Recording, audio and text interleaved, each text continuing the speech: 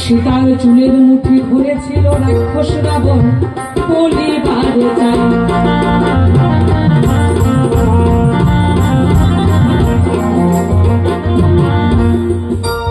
হরণ করেছে তবু চুলের মুঠি ধরে।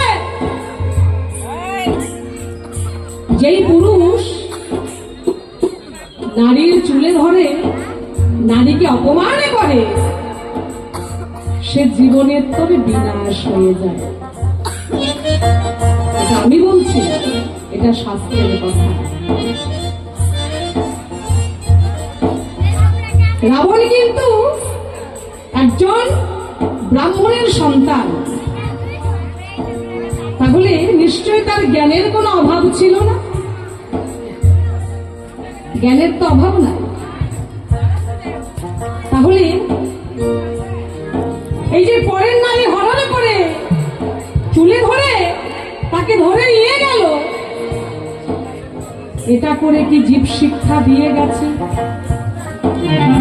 আমি জানিবারে চাই সীতাকে কেন হরণ করেছিল, তার উদ্দেশ্য কি বা ছিল, জানিবারে চাই।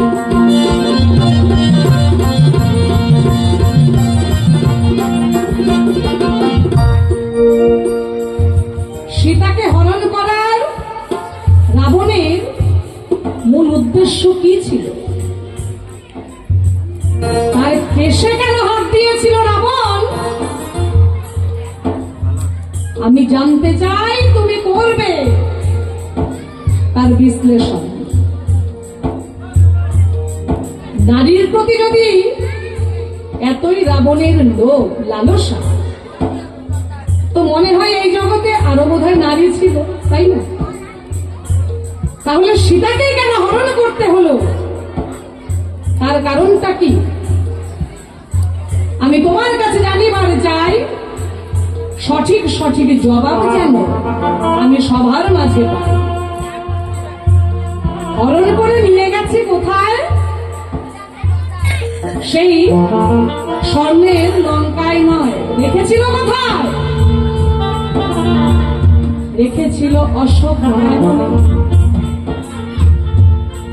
আমরা শাস্ত্রে যাহা পাই, যেই নারীকে হরণ করে নিয়ে গেল তাকে কেন বনের মধ্যে রেখেছিল, জানিবারে চাই।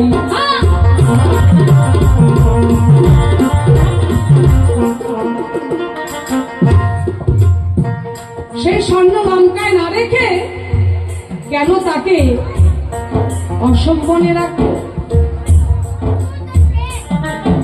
এই অশোক বনে রেখে কি বুঝাতে চেয়েছিল? আমার বিপক্ষের ভাবুকের কাছে আমার জানার বাসনা রইল। এই সব করে কি জীব শিক্ষা দিয়ে গেছে রাবণ? আমি জানিবারে চাই, ধরে ধরে এক এক কথা জবাব দেওয়া চাই।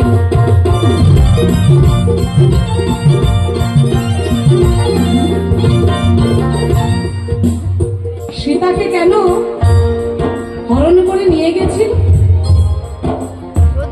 কি তার কারণ ছিল? সীতার প্রতি কেন রাবণের লোভ হয়েছিল? তার কেশে কেন হাত দিয়েছিল? আমার জিজ্ঞাসা রইল, যাকে এত পছন্দ করে নিয়ে গেল, হরণ করে নিয়ে গেল, তাকে নিয়ে গিয়ে রাজপ্রাসাদে রাখে নাই, রেখেছে কোথায়? অশোক বনে। কেন? এই কয় কথার যে জবাব তুমি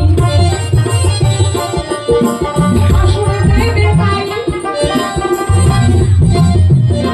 এই কয় কথার জবাব যেন সঠিক সঠিক পাই।